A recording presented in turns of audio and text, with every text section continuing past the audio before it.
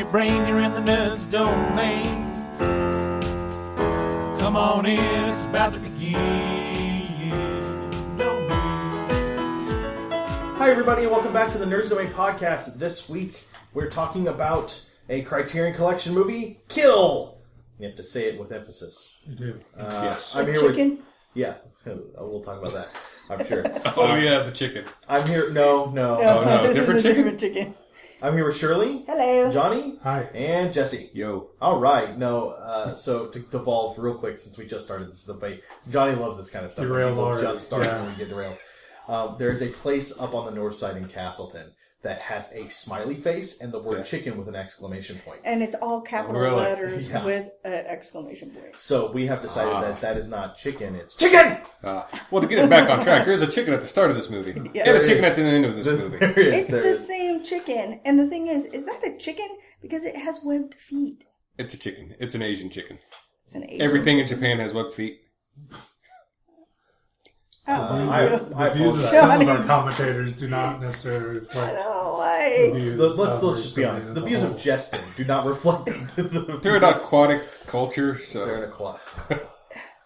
Alright. So, I Shirley. would start going with you on that one, but I don't think it's appropriate. I'll just give us a rundown because I know as soon as I Oh, ask wait. Shirley- Let me read the IMDb Oh, yeah, go for information it. on this, because it Go has for it. great Justin's gonna information. do it. Two Ronin, an ex-samurai and an ex-farmer, which I don't really think is a Ronin because he wasn't a samurai yet, get caught up in local officials' complex game of murder-betrayal. That's it. Wow. Well, that is, I mean, That kind of is a good it's- synopsis. it's But succinct. he wasn't really a Ronin till the end. Did he have a sword? Yeah, but And he's a Ronin. maybe. All Ronin means is like warrior. Sword Like bearer. generic fighter. I thought Ronan was Lordless Warrior specifically. If you have a sword, you're a It's warrior. True, it's true. If you don't have a lord, he you're was a pretty Ronin. good with a sword as well for being a farmer. I mean, he's cutting things up. So many things in this movie.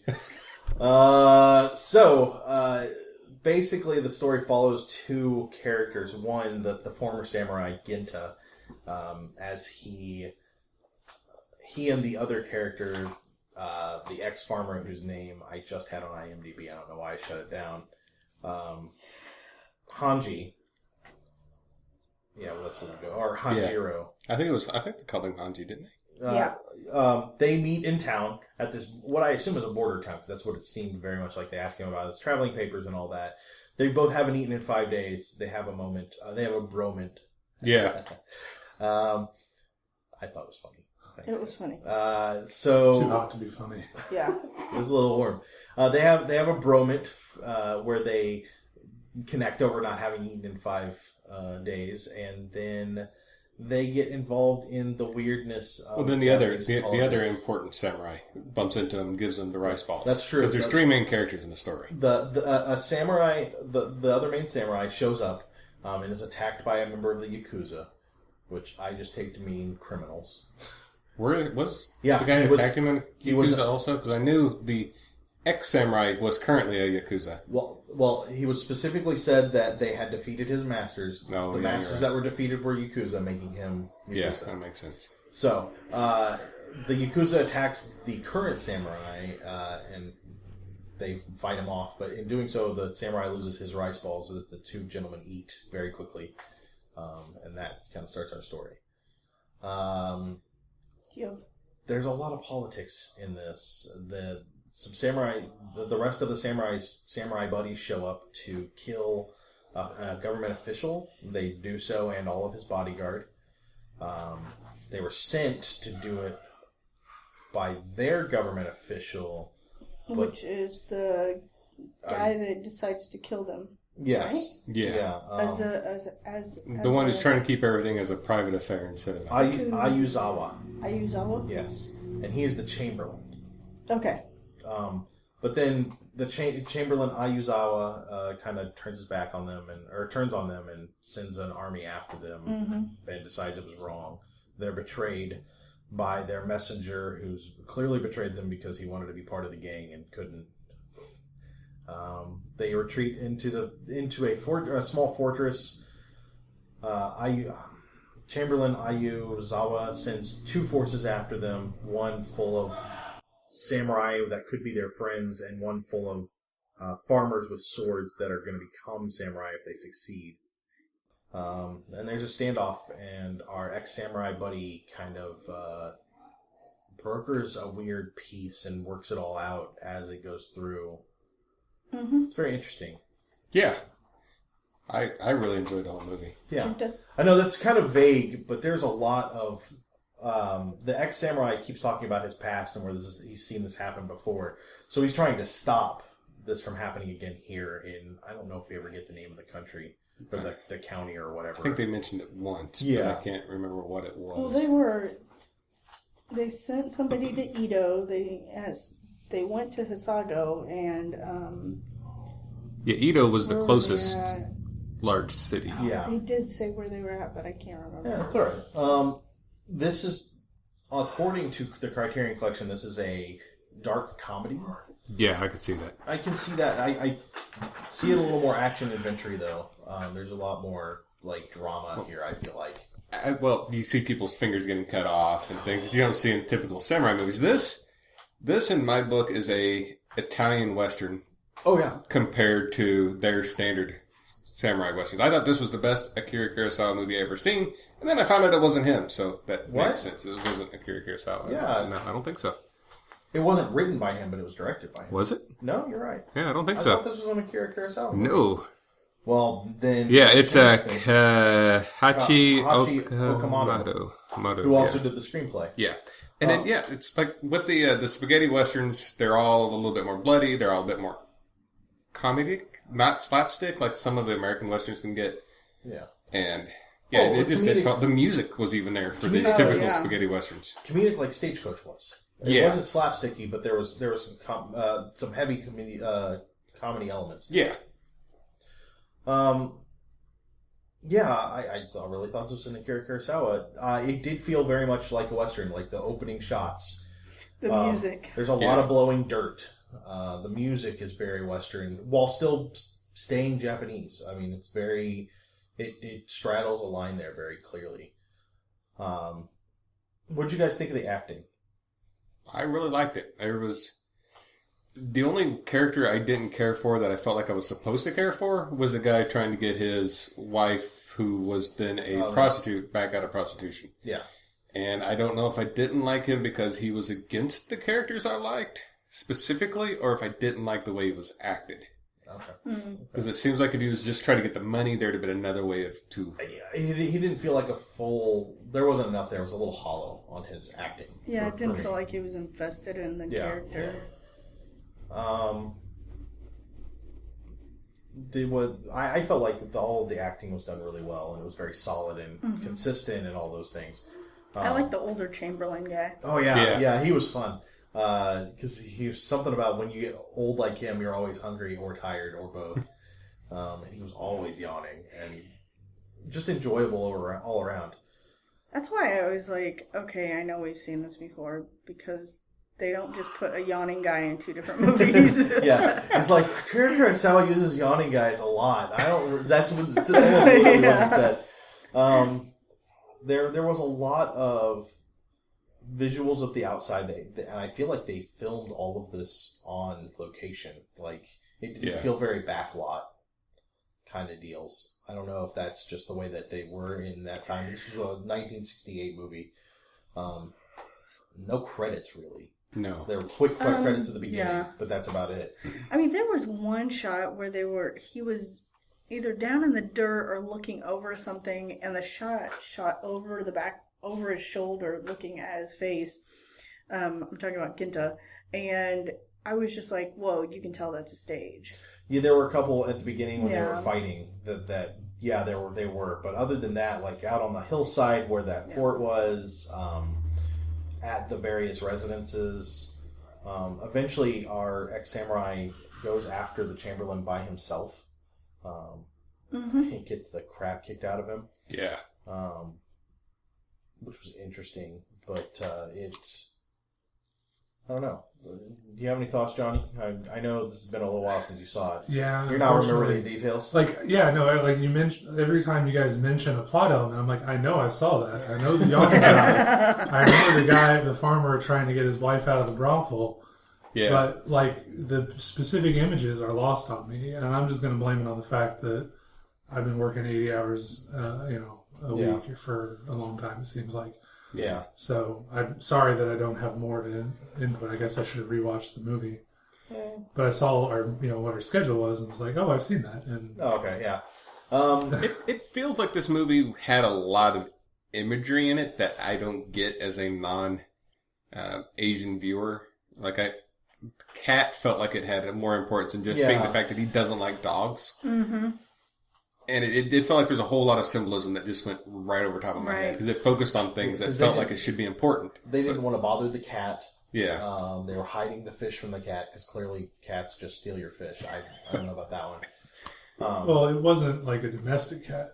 I mean, yeah. So it's essentially what we would call a barn cat. Yeah. So, I don't know. Yeah, I get that. There were some elements. Then there were some elements of the honor and those kinds of things that were not quite fully explored. The honor thing is something that I didn't really understand because at one point in the movie, the group that's attacking the 6 samurai stuck in the lodge realize that they're being fired upon by the other group and they're being betrayed by them. But they still feel as if they need to complete their job before they deal with the group that they know is going to kill them anyway, instead of joining the 6 people in the lodge and going, well, now we got 6 more people to deal with these guys shooting at us. Yeah. And I know it's important to them, but it didn't quite set right. Yeah. The movie is set in 1833, which for me seems very late for samurai, but maybe it's because I have no idea what's going on in Japan in the 1800s. Although, and now I've said that, I guess the movie The Last Samurai is set shortly after the Civil War, so maybe I should just get that out of my head. Yeah. Very, very odd times for us here in America to think about people still using sword. Like, Civil War soldiers still carried swords because once they got close enough, they would melee each other, but we think of guns being as the weapons of war because that's and guns are a symbol of war in the 1800s for us. I mean, for us, it's a big deal. Yeah. And then this one, it was, we've got some bow guys, we've got some gun guys, we got a bunch of dudes with swords too. Yeah. Like it was guns are still seen as a coward's weapon because you shot someone from so far away. Yeah. They were also incredibly unreliable, even the early 1800s. It rains there a lot. Yeah. So it was interesting. It's all the same stuff that we found in a lot of Akira Kurosawa movies. All of his stuff is still there. I think there's a type of Japanese film school kind of thing that went on here where we get a lot of the same establishing shots. There's a lot of that same elements, and that's why it felt like an Akira Kurosawa movie. From what I understand, this was done as a parody of his films. Oh, okay. Oh, that might make sense. Was there more on that? Not real. The problem is, I tried to look up the symbology. I tried to look up everything. This is not an Akira Kurosawa film, so there's not a lot of writing on this film. Symbolism. Symbology? Did I say symbology? Symbology is not a word. Did I keep saying symbology? Made that up Symbolism. I was like, symbology is a word. What are you talking about? We're not saints. It's not. It's not the word of symbolism. I heard it in that one movie. Symbolism. Yeah, from the idiot who doesn't know just how to speak English. Also, on the IMDb page, it states that the actor Yoshiro Tsukiyagi's character was his own ancestor. Oh, really? So I don't know how well this was based on real life. I looked up his character, and it's Chino Kajli? Let me see. Hang on a second. I think Chino that was... Kaji? Hang on a second. Let me make sure that's the right guy. Yeah, Yukiro Hoshi? No, Yoshi Tushikara. So no, that's not him. No, there's no Yoshi in this movie. There's a Yoshi in this movie. Yoshio Tsuchiya. Yeah. He played Shinroku Matsuyo. And who betrays the samurai. Oh, he is the betrayer, isn't he? Yeah. Okay. So I guess it's based somewhat on... historical. Yeah, maybe. Yeah. Loosely. Well, I mean, they set it in a specific date. Yeah. Not date, but year. So that makes me think there is some historical... Well, it said March of 1833 at the beginning, didn't it? Yeah. Yeah, it got very specific with the date. So, I mean, that seems like they would be building off of... It's the same if we were like, March of 1864. Well, that's clearly going to be the Civil War stuff. So, there was a lot of... There's a lot of Japanese culture stuff here that I am not familiar with, and it's the history, like the Yakuza. I hear Yakuza, I think of tattooed guys that are, criminals. Mm-hmm. Nice criminals. Ish. Questionably nice criminals. That whole, if you give us food, or they always give out food. That's in this movie, because I was like, in other movies, they're not very nice people. No, but they're also the first ones that distribute aid over in Japan and things. Yeah. If there's a natural disaster, they're more for the common people and against the law enforcement. Yeah, the Yakuza, as I understand them currently, they are a criminal element for sure, but something goes bad and they're there to help and protect everyone. Well, that's it has transformed since it's. Because again, I think the word general just actually translates to criminal. Okay. But nowadays we see them in American movies. They're organized mobsters. There's the Italian mafia and the Japanese yakuza. Yeah. And those are synonymous with each other, just from different national origins. But the Yakuza lords, the people who became the mafia leaders, would be rich people who just weren't entitled. They didn't have lands and titles that the government recognized, but they were still rich. So they had the money and the funds to do that kind of thing, that disaster relief, to give loans and things like that. But then they didn't have the government backing them up, so they had to get their money the way they could get their money. And the government didn't like them stepping on their toes to do that kind of stuff. So there were problems. So yeah, they're basically rich criminals is what that boils down to for the modernization. And so that's where they come from in this movie that's their role. According to the Criterion Collection website, in this pitch black action comedy by Kahachi Akamoto, a pair of down-on-their-luck swordsmen arrive in a dusty, windblown town, and it is both dusty and windblown, where they become involved in a local clan dispute. One, previously a farmer, longs to become a noble samurai. The other, a former samurai haunted by his past, prefers living anonymously with gangsters. But when both men discover the wrongdoings of the nefarious clan leader, they side with a band of rebels who are under siege at a remote mountain cabin. Based on the same source novel as Akira Kurosawa's Sanjuro, Kill playfully tweaks samurai film conventions, borrowing elements from established Chanbara classics and seasoning them with a little Italian Western. So, that really... Yeah. That's solid. That's a solid synopsis. I had a little bit of problem calling it a dark comedy. But a pitch black comedy is really stretching it. It's not that dark of a film. It's a little... Think about the time frame. It's for the time frame, maybe. 68 and for Japan, where, we watched how many Akira Kurosawa movies, and none of them have had any kind of real blood in them. True. Or arms missing. Or fingers flying off. That was a great scene. I did love the shot of just the finger, or just the arm with what was clearly like dark water splashed all over it. It was. I like the whole handful of fingers. You just toss them up in the air. I liked the movie. It was good. It's interesting. It's nothing new that we haven't seen, though. It's really kind of where I come down to. I think I've hit my peak of enjoying samurai movies. I can watch something else now. So, I don't know. Any other thoughts on the movie before we get into final ratings? It's a little short, but this is just... It's worth watching. It is. Yeah. I highly advise this as somebody's introduction to foreign samurai films. Okay. I know it's not one of the big ones, but it's lighthearted. It's a good way to get into it. Yeah, because I would say Seven Samurai, but you're right. This one is a little more easy to swallow. So if you sit down and you like this one, Seven Samurai is a little more... One's with the same actors. Yeah. And that guy pops up in just about everything. Oh, yeah. So. If this was dubbed, my parents would watch it. Okay. Yeah. Yeah, and it does have that Western feel to it. And it kind of starts and ends in the same place. It has a lot of good tropes in it, but... I don't know. I think I'm just done with samurai movies for right now. Are you burnt out on samurai? I think I am. We watched... Welcome to Me about 5 episodes ago. Yeah, we watched, easily half a dozen or a dozen of them. It was like, even though I remembered seeing it and I was really tired, I kind of fell asleep during a few minutes of it. No, you did. And I was like, I fought to stay awake because I wanted to see the rest of the story. Yeah, see, I typically play a handheld game that requires grinding while I watch these foreign films that I'm not overly interested in. And I couldn't do that with this one. It might help that it was incredibly wordy. They talk a lot in this film. They did. Yeah. There was a lot of script in this. I was actually engrossed in the film, which the doesn't script was typically also happen well in this. written. I mean, It was. I think we got well acted, well directed, well written work here. There wasn't anything, nothing stuck out, and I went, "Ugh, what was that?" Well, the special effects, the arms and fingers, those were a little rough, but it was still fun. And this is lighthearted. I think you're right, Jesse. I think this is lighthearted enough that anybody can really get into a samurai movie this way.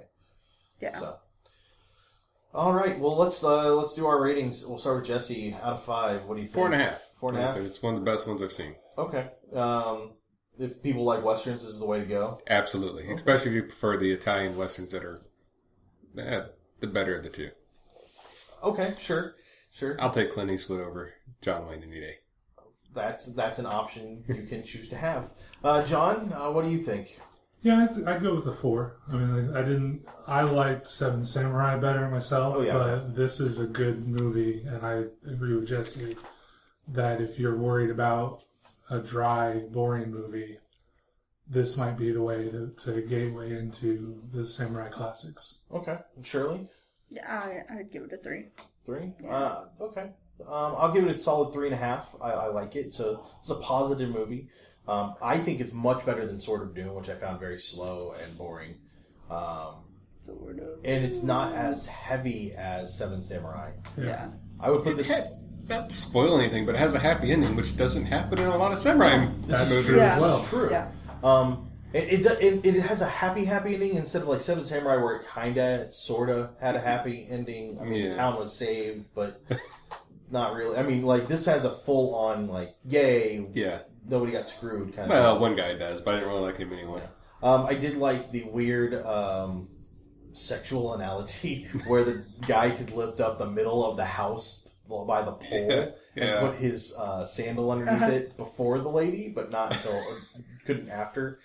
And then I liked their weird way of skirting the sex scene by having the girl just tossed up into frame. It looked like she was on a trampoline or something. It was. I was like, what? It was weird, and I laughed out loud, and I was like, okay, well that's one way to get. I mean, we knew where it was going, but they didn't just cut away like a lot of Japanese films do in this time period. So it was interesting.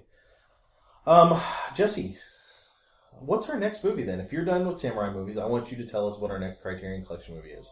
Do we have a list to pick from? No. Yes, we do. We have do. 600 and some odd movies on the Criterion. Are we done Collection. with that list already? No, but I want Jesse to choose a movie.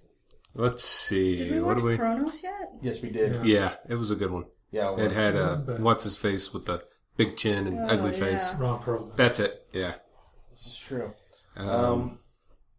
Where is what's that the list spreadsheet? of the next couple? What's the names of them? The last time I did this, it was Dillinger's Dead. Yes, it's true. I'm going to pick out... we could watch 12 Angry Men. Vote. I thought I'd get somebody with that. What's 12 Angry Men? Read a synopsis. Okay. A behind closed doors look at American legal system that is riveting as it is spare. This iconic adaptation of Ronald Ross's teleplay stars Henry Fonda as the dissenting member on a jury of white men ready to pass judgment on a Puerto Rican teenager charged with murdering his father. 1957. It's only at 96 minutes. I'm already feeling pretty good about that. It sounds a little dull, but I don't have to read, so I'm down for it. It's not. It is not. We could watch the original 3:10 to Yuma. Yeah, I've seen that intriguing. one. That is a good one. It's a lot better than the new I one. like the new one. So. Well, I mean, but again, The new one's good. I mean, had you sat me before we did Criterion Collection, you sat me down and said, "Hey, we're going to watch a Western," I'd have been like, "Okay, I'll take a nap." I'm not a big Western fan. I was not, but Stagecoach and these samurai movies have completely changed my opinion. Yeah, 310 to Yuma was a great movie. We could watch All That Jazz. I have no idea what that is. It's a musical, like jazz infused movie. I don't know if it's going to be any good, but it's not. I like Dillinger's musicals. Dead. Well, it's not Dillinger's Dead. It's also not Samurai. We could watch Andrei Rublev, a movie from 1969 that's 3 hours and 5 minutes long, made in the Soviet Union, and its claim to fame is immediately suppressed by the Soviets in 1966. Andrei Tarkovsky's epic masterpiece is a sweeping medieval tale of Russia's great iconic painter. Oh. Is Animal Farm on there? No, not that I'm aware of. That should be on there. It should. That was... Well, maybe the movie should. The book is good. Yeah, the movie is the movie's good. not but- We will horrible. all have to go out and get DVDs for this, but we could watch Armageddon. Get DVDs? Yes, get DVDs for them. Armageddon is on The Bruce Willis Armageddon. Armageddon is Yeah. on Criterion Collection? You know what? Let's do Armageddon. Like, we haven't done a modern film at all. I was waiting for you to finish, and I was gonna say there's still RoboCop, and it might still be on Netflix actually. That's not the Criterion Collection Well, version. okay. But that's an easy. So we'll do Armageddon and then RoboCop, or the other way. So those are our next two movies. I want to do a couple of modern movies. And then 310 to Yuma. The old 310 to Yuma, sure. Is that good? Yep, sounds You good. say the old 310 to Yuma, like the new 310 to Yuma's on the Criterion Collection. That's true. But I don't want our listeners to be confused by anything that we say here, or any more confused than we are. All right, that'll do us tonight for the Nerds Made podcast. You can find us on Facebook, on Twitter. You can go over to our website, sign up for the newsletter on the right-hand side at nerdsdom.com. You can go over to iTunes and give us a 5-star rating for all of our 5-star goodness. You can go over to patreon.com/nerdsdomain and support us there. And you can find our shirts over at /loot, and we will talk to you guys real soon.